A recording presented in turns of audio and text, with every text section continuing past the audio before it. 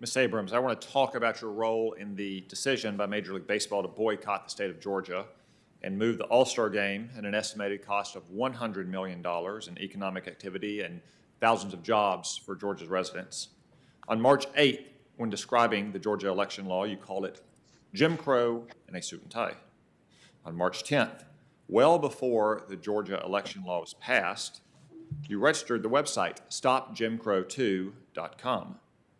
On March 14th, you called the Georgia election bill a redux of Jim Crow.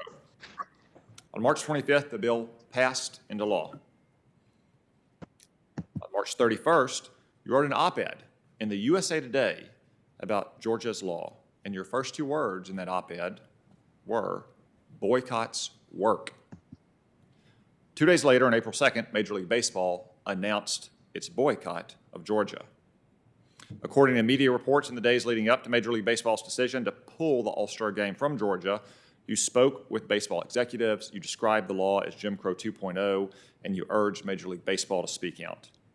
But after its decision to withdraw the game from Georgia, you conveniently claimed that you had strongly urged them not to boycott after the horse was out of the barn and the damage was already done.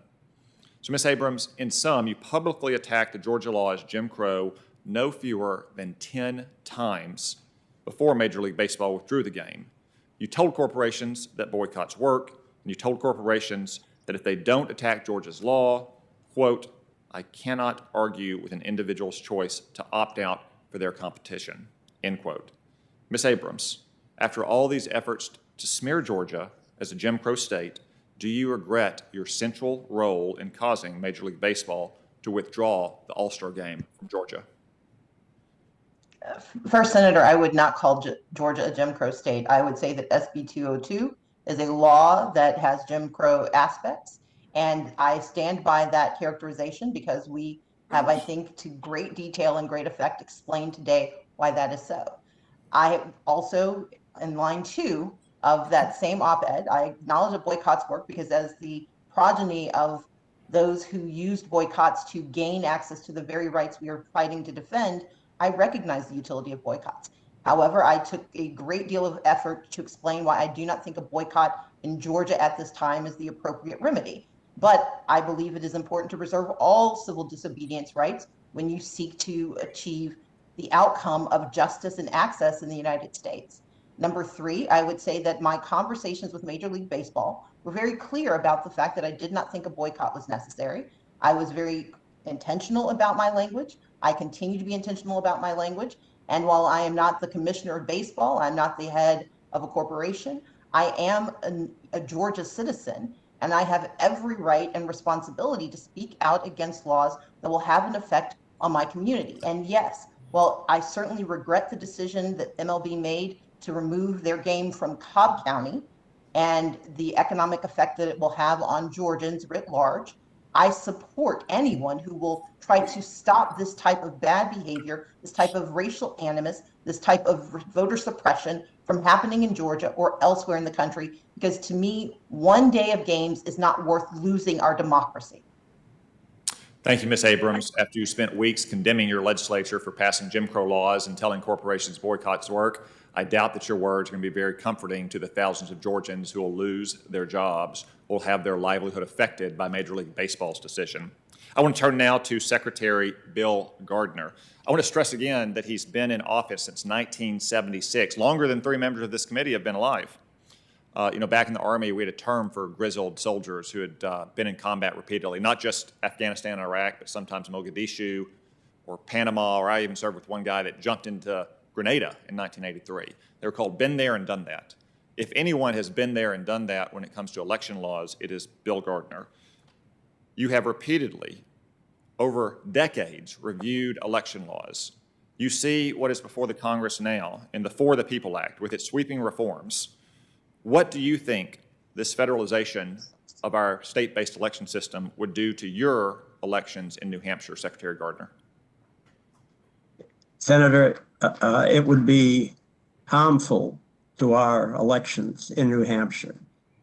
I go back when the FECA, Federal Election Campaign Act, originally passed, and there was a threshold states that met the threshold weren't going to be affected by it. And then within 2 years, states were completely taken out of that. We no longer could control the rules for the election of our U.S. senators and House members.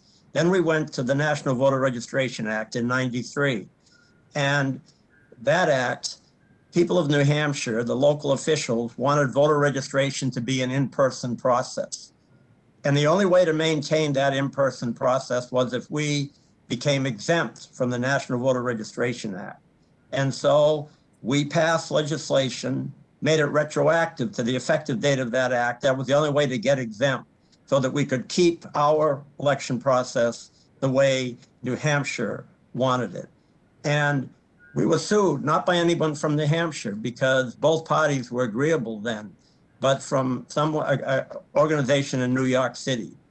And we ended up, the federal government gave an exemption to us so that we no longer had to comply with NVRA. That's made all the difference. If you look at the chart, you can see what happened in New Hampshire starting in 1996, the first time a presidential election happened after the National Voter Registration Act. And New Hampshire, from that point on, has been at the top of the country because we don't allow people to register by mail unless they're absent, they're out of town or out of the city, or they're disabled. We have our rules that we've applied all these years, and you can see what it has resulted. 4 presidential elections in a row, 3rd highest in the country. The one before that, 5, we were 4th in the country. Then you can go back, you can see from those charts. So then we went to the Help America Vote Act.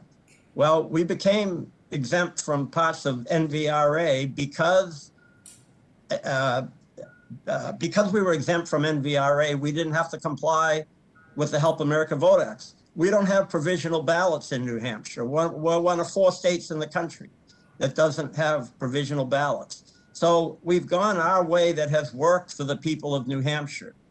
The proof is in the pudding, the turnout.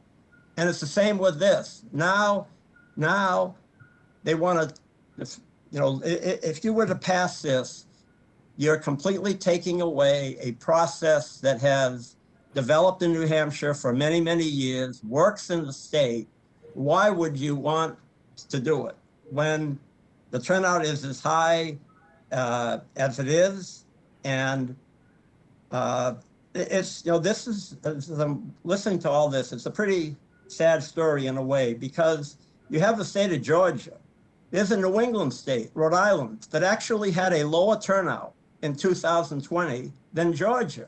But states have different ways of doing it that works. That's why I said at the beginning, I don't want Texas to have to be like New Hampshire or Arkansas or California, but why should we be made to be like California in particular, or other states? We have a way of doing it that works for the people of New Hampshire. The turnout is the proof that it works. And this kind of federal legislation is harmful for our way of voting. Thank you, And Mr. Gardner. it's not- Appreciate your testimony. Thank you, Mr. Secretary. Senator